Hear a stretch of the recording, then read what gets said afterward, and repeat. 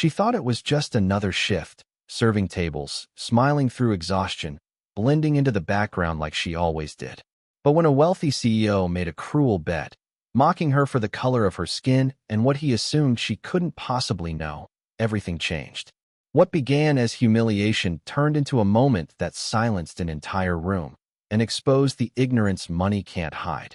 How did a simple waitress turn the tables on power, prejudice, and pride in just a few words? Maya Johnson had always been the kind of person who believed in hard work and quiet strength. At 26, she juggled long hours at an upscale restaurant while studying languages at night, dreaming of one day becoming a translator. To her, every customer was just another face, polite smiles, casual small talk, and tips that barely covered rent.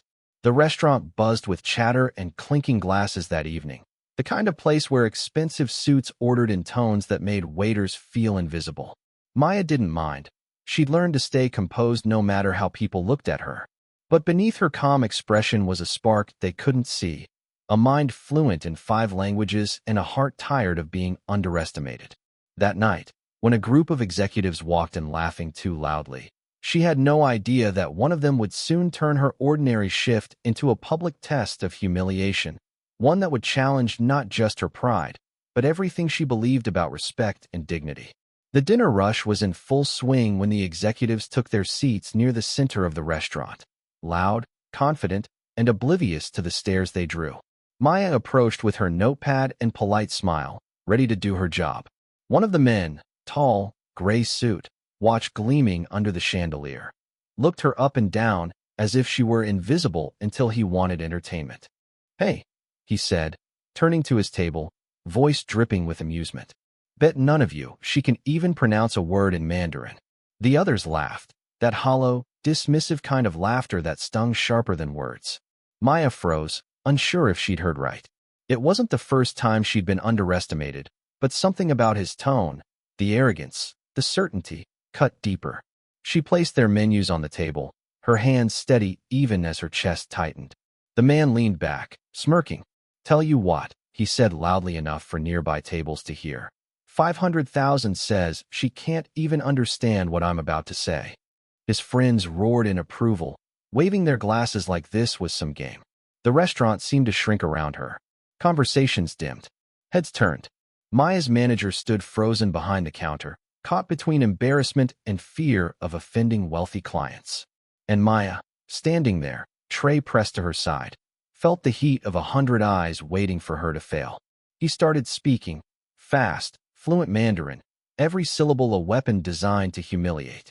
But what he didn't know was that Maya had spent years perfecting those same tones, studying late into the night while others dismissed her dreams as unrealistic. Her father had always told her, "Your words are your power. People can take away your voice, but never your knowledge." When the CEO finished, he leaned forward, his smirk widening. "See," he said. "Nothing. Not even a clue." For a heartbeat, Maya said nothing. The room seemed to hold its breath. Her heart pounded, not from fear, but from a calm, rising defiance. Then she spoke, in flawless Mandarin. The words flowed effortlessly, sharp and clear, carrying not just meaning but dignity. The room erupted in whispers.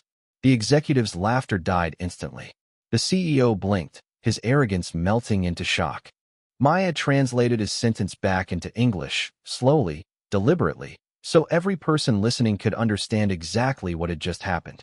He tried to laugh it off, muttering something about a lucky guess, but it was too late. The power in the room had shifted. For once, she wasn't invisible.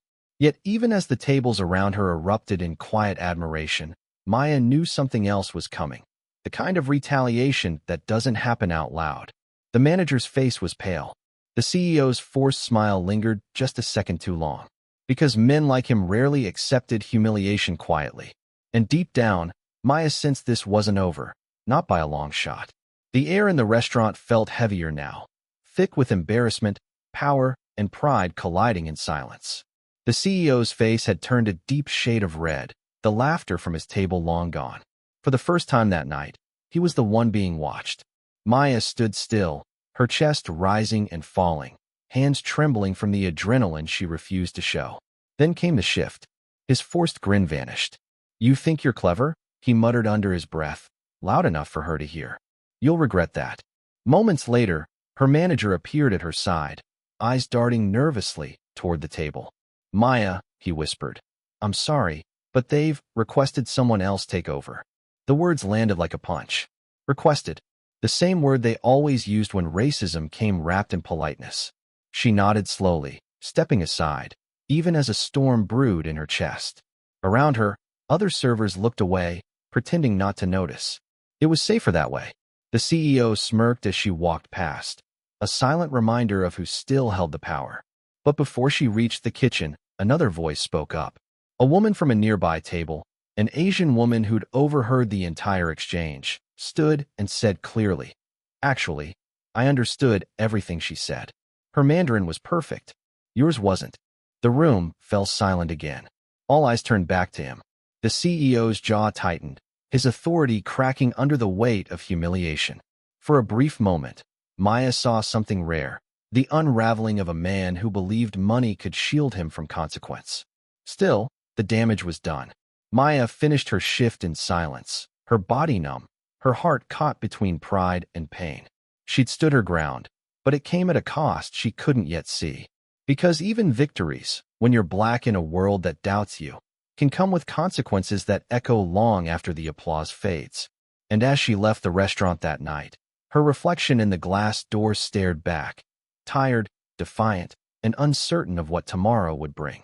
Maya didn't sleep that night. The echoes of laughter, the whispers, and the stares looped in her mind like a broken record. For hours, she replayed the moment. Not the humiliation, but the strength it took to face it.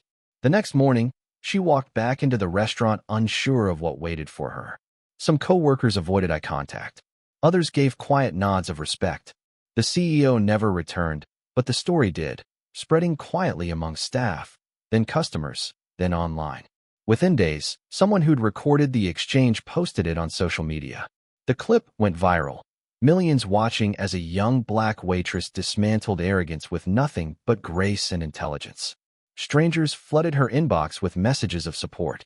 You made me proud, one wrote. You reminded me we're more than what they see. But fame wasn't what she wanted. What stayed with her wasn't the attention. It was the truth behind it all, that in 2025, a woman of color still had to prove her worth just to be treated with dignity. That her brilliance was seen only after it embarrassed someone in power. Maya went on to finish her degree, eventually starting a foundation that taught languages to underprivileged kids, her quiet way of rewriting the narrative. Because she knew change doesn't start with anger, it starts with awareness. And sometimes, awareness begins with one moment of courage in the face of cruelty. The restaurant moved on. The world didn't. Her story became a mirror, reflecting the biases people pretend not to have, the assumptions they still make when they see a black woman in a place they think she doesn't belong. Maybe the real question isn't how Maya found her voice. Maybe it's why she ever had to prove she had one in the first place.